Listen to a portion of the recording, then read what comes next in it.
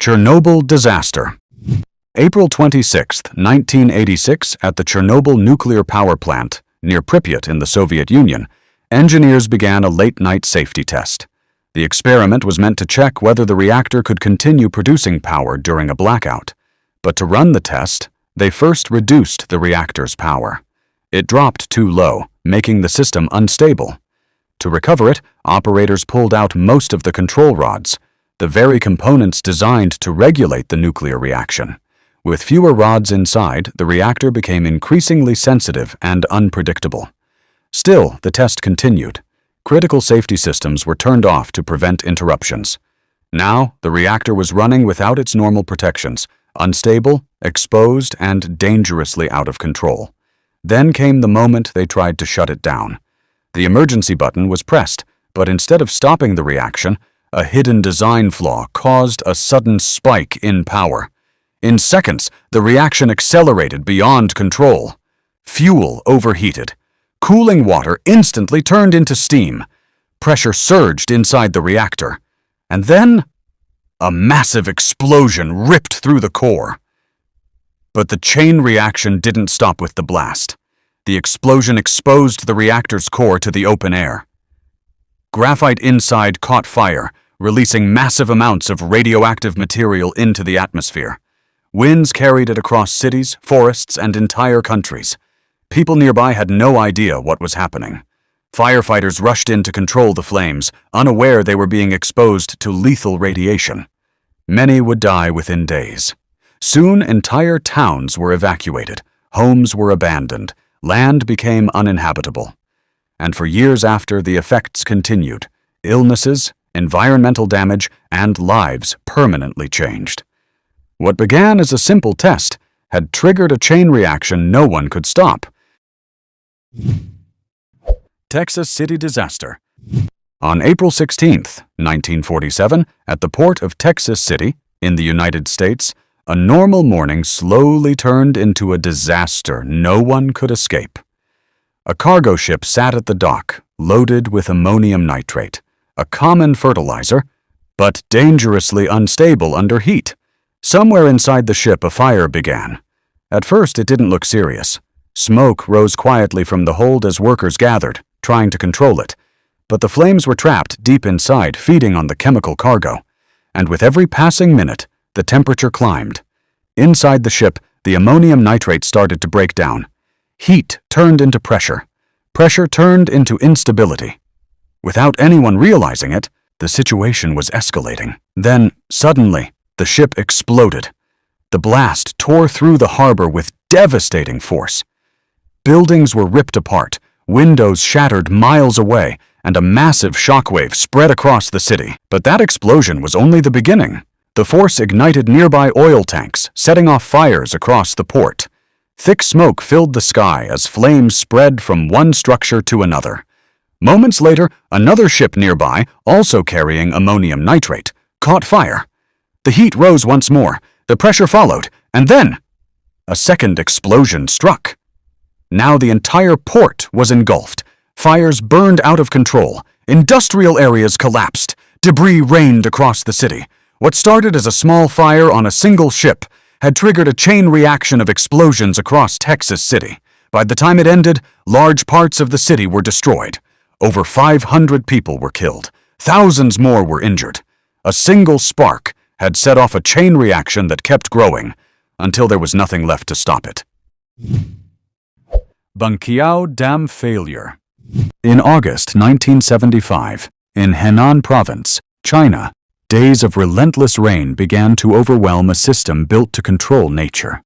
At the center of it stood the Bangqiao Dam, one of many dams designed to hold back floodwaters. The rainfall wasn't normal. A powerful typhoon stalled over the region, dumping nearly a year's worth of rain in just a few days. Rivers swelled. Reservoirs filled rapidly, pushing beyond their limits. Warnings were sent. But communication systems had already begun to fail. Water levels kept rising. Gates were opened to release pressure, but it wasn't enough.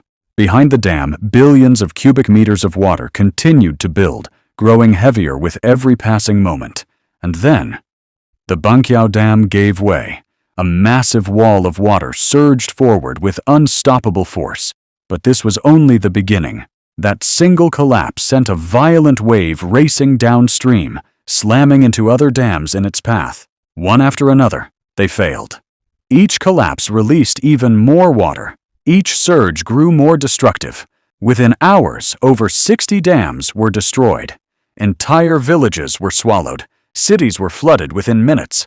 People had almost no time to react, no time to escape. The water moved faster than anything in its path. What began as heavy rainfall had triggered a cascading collapse of an entire dam system. By the time it ended, vast regions were underwater. Hundreds of thousands of lives were lost, directly and indirectly, making it one of the deadliest disasters in history. Sampung Department Store Collapse. On June 29, 1995, in Seoul, South Korea, what began as an ordinary shopping day inside the Sampung department store was about to turn into a disaster no one could escape. The building was crowded. Families, shoppers, employees, moving through what felt like a normal, busy day. But the disaster had already begun, long before that moment. Years earlier, the structure had been altered. The building, originally designed as an office complex, was converted into a department store. Heavy additions were made. Extra floors, massive air conditioning units placed on the roof. These changes placed stress the structure was never designed to handle. And slowly, the chain reaction began. Cracks started to appear in the ceilings. Floors began to weaken. Columns were forced to carry more weight than they could support. Warnings were there. Employees noticed. Customers reported it. But instead of evacuating the building, management chose to ignore the signs. On that day, the danger became impossible to hide. Loud cracking sounds echoed through the floors. Chunks of concrete began to fall. Some stores closed. But the building remained open. Deep inside the structure, critical support columns were already failing. Then, in a matter of seconds, the entire building gave way. Floors pancaked one over another, trapping hundreds inside. What looked like a sudden disaster was actually the final step of a long, silent chain reaction. By the time the dust settled, the scale of destruction became clear. Over 500 people lost their lives. Thousands were injured. A building that stood for years had been failing piece by piece, until, in a single moment, it collapsed under the weight it could no longer carry. Fukushima Daiichi nuclear disaster. On March 11, 2011, at the Fukushima Daiichi nuclear power plant in Fukushima Prefecture, Japan, a normal afternoon turned into a disaster no one could contain. It began with a massive earthquake. The ground shook violently, but the plant responded as designed, with reactors automatically shutting down and control rods being inserted. The nuclear reaction stopped, and for a moment, everything seemed under control. But this was only the first link in the chain. The earthquake triggered a tsunami, and within minutes, towering waves crashed into the coast, rising far higher than the plant's protective walls. Seawater flooded the facility, submerging backup generators that had been placed at low levels. Power was lost, and that triggered the next failure. Without electricity, the cooling system stopped. Even though the reactors were shut down, the fuel inside remained extremely hot, and without cooling, temperatures began to rise rapidly. Then the chain reaction accelerated. Water levels dropped, fuel rods became exposed, and heat built uncontrollably until the fuel began to melt. Inside the reactors, pressure increased rapidly, and to relieve it, operators released gas. But that gas contained hydrogen, and when it mixed with air, it led to powerful explosions that tore apart one reactor building and then another. The chain reaction continued spreading as radiation leaked into the environment, contaminating the air, water, and nearby land.